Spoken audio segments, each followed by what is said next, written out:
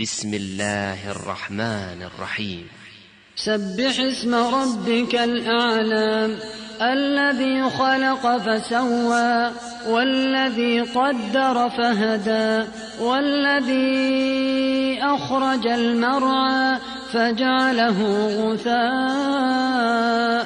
أحوى سنقرئك فلا تنسى إلا ما شاء الله إنه يعلم الجهر وما يخفى ونيسرك لليسرى فذكر إن نفعت الذكرى سيذكر من يخشى ويتجنبها الأشقى الذي يصلى النار الكبرى ثم لا يموت فيها ولا يحيا قد أفلح من تزكى وذكر اسم ربه فصلى بل تؤثرون الحياة الدنيا والآخرة خير